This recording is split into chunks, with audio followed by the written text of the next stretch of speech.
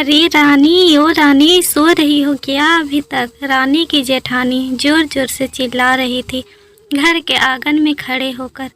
रानी यानी मैं। तभी मैं भागती हुई अपने कमरे से निकली और बोली, दीदी आ गई मैं। जेठानी बोली, रानी तुम्हारा नाम रानी है, तुम रानी नहीं हो।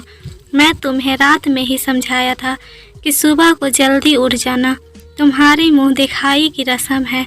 मैंने बोला कि दीदी रात को नींद ही नहीं आई, जगह चेंज हुई थी ना, और मन में थोड़ा डर भी था कि सुबह नींद नहीं खुली तो।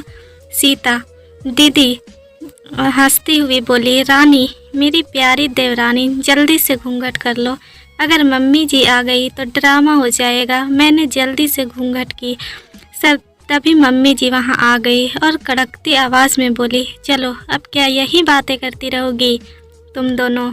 हमने चलना शुरू ही किया था। तभी मम्मी जी ने सीता दीदी के कंधे पर हाथ रखा और बोली, पता है ना कहाँ से जाना है और कैसे जाना है? मम्मी जी ने बोली कि जब भी कोई बड़ा तुम्हारे सामने खड़ा हो तो हमेशा घूंघट में रहना और कम से कम अपनों से बड़े के सामने आना, और बिना घूंघट के तो कभी नहीं। सीता दीदी कुछ बोली नहीं, बस अपना सर हिलाकर हाँ बोल दिया। मैंने भी बस अपना सर हाँ में हिलाया।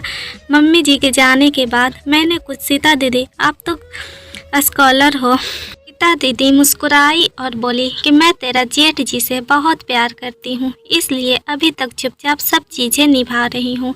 मैं कुछ नहीं बोली और चुपचाप सीता दीदी के साथ घर के बाहर वाले कमरे में जाकर बैठ गई।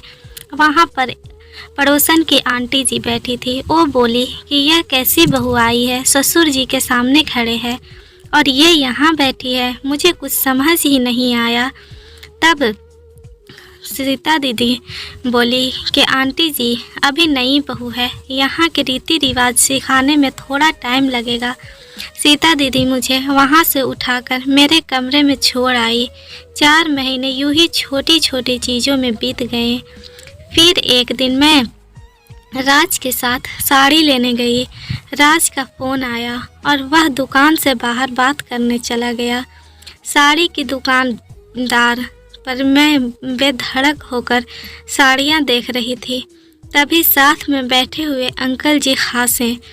एक बार फिर, 2 बार फिर, 3 बार फिर मैंने साड़ी वाले भैया से बोला कि भैया इन अंकल जी को पानी दे दो, तो बहुत खांसी हो रही है इन्हें।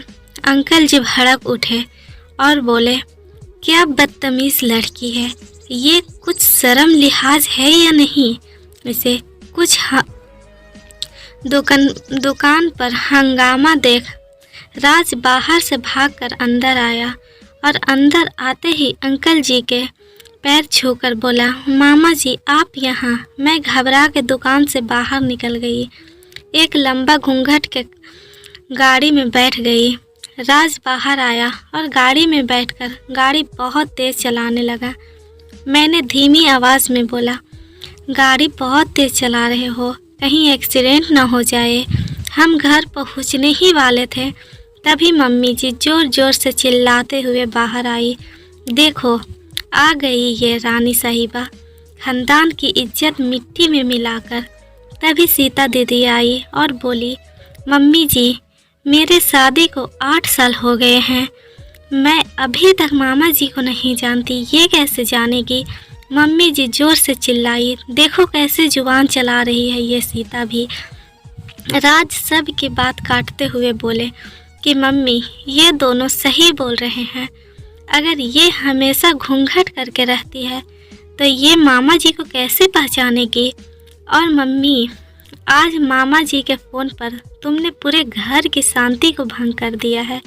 ये वही समाज है जिसने सीता मैया पर भी उंगली उठाई थी। पिताजी और जेठ जी ने भी राज का साथ दिया। मम्मी जी थोड़ी देर सोचने के बाद वापस सीता दीदी और मेरे पास आई और बोली कि तुम दोनों को अपनी मर्यादा पता है। मुझे उम्मीद है तुम दोनों से कि तुम कभी भी मेरा सर शर्म से नीचे नहीं झुकने दोगी। हम एक ही परिवार हैं, हमें हमेशा साथ रहना है, अच्छा वक्त हो या बुरा वक्त।